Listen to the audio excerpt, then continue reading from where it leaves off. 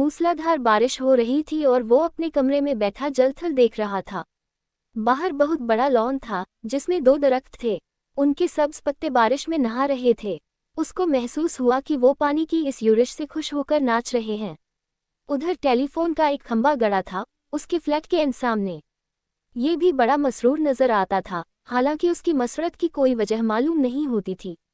इस बेजान शय को भला मसरूर क्या होना था, लेकिन तनवीर ने, जो कि बहुत मगमूम था, यही महसूस किया कि उसके आसपास जो भी शय है खुशी से नाच गा रही है। सावन गुजर चुका था और बारान रहमत नहीं हुई थी। लोगों ने मस्जिदों में इकट्ठे होकर दुआएं मांगी, मगर कोई नतीजा बरामद न हुआ। बादल आते और जाते रहे, मगर उनके थनों से पानी का एक कतरा भी न टपका।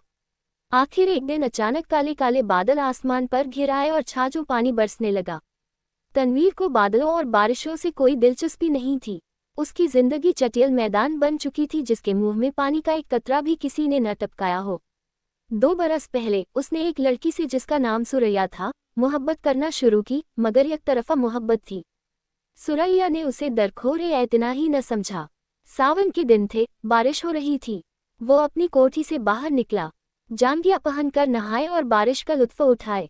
आम बाल्टी में पड़े थे। वो अकेला बैठा उन्हें चूस रहा था कि अचानक उसे चीखे और कहे सुनाई दिए।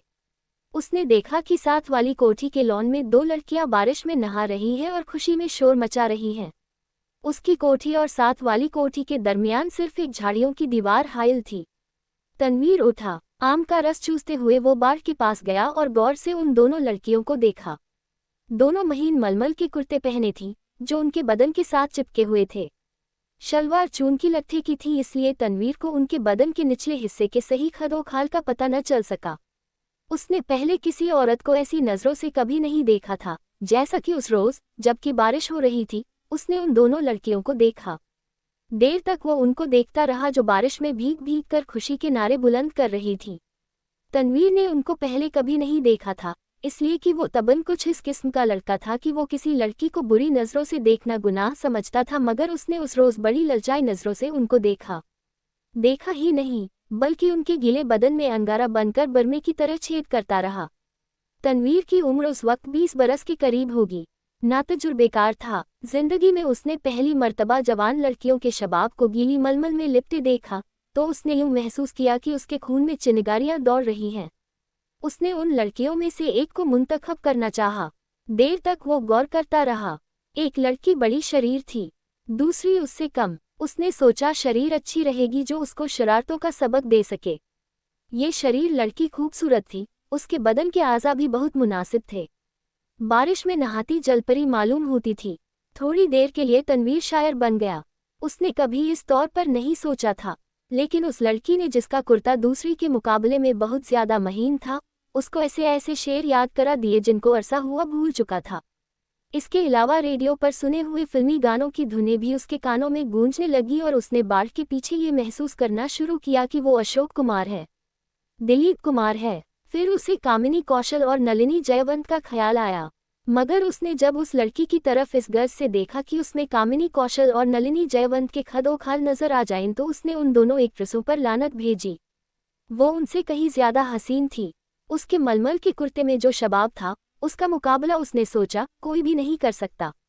तनवीर ने आम चूसने बंद कर दिए और उस लड़की से, जिसका नाम प्रवीण था, इश्क लड़ाना शुरू कर दिया।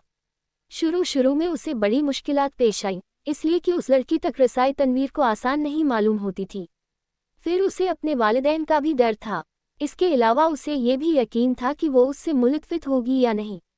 बहुत देर तक वो उन्हीं उलझनों में गिरफ्तार रहा।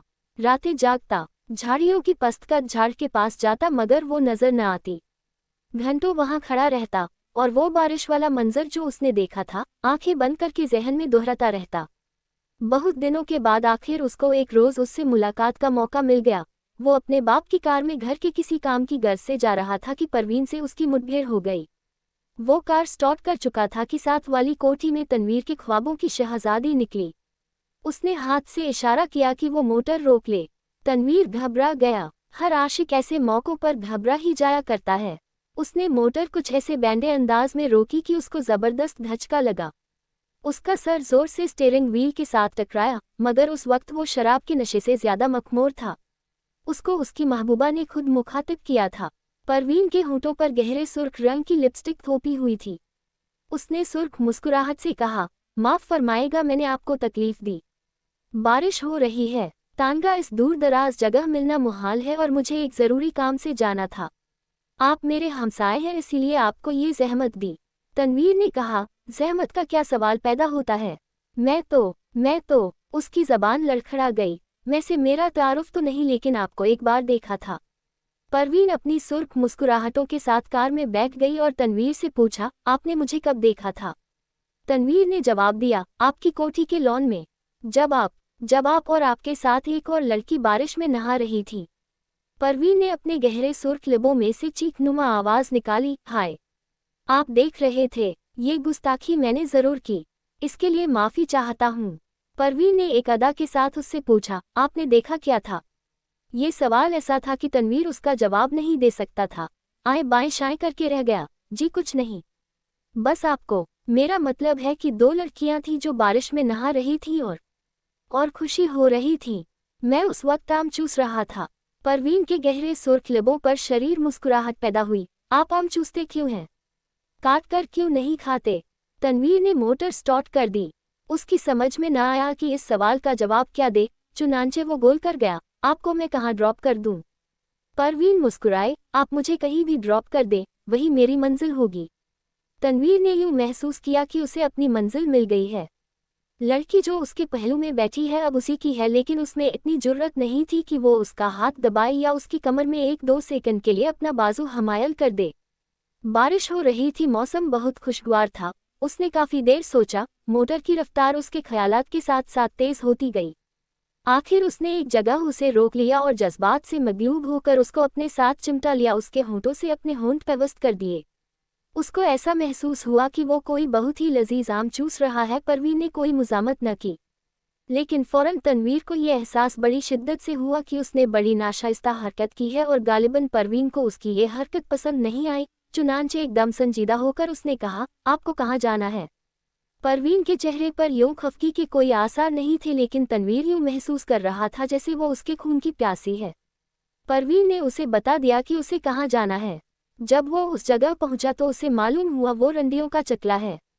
जब उसने परवीन को मोटर से उतारा तो उसके होंठों पर गहरे लाल रंग की मुस्कुराहट बिखर रही थी। उसने कूल्हे मट्टा कर ठेठ कस्बियों के अंदाज में उससे कहा, शाम को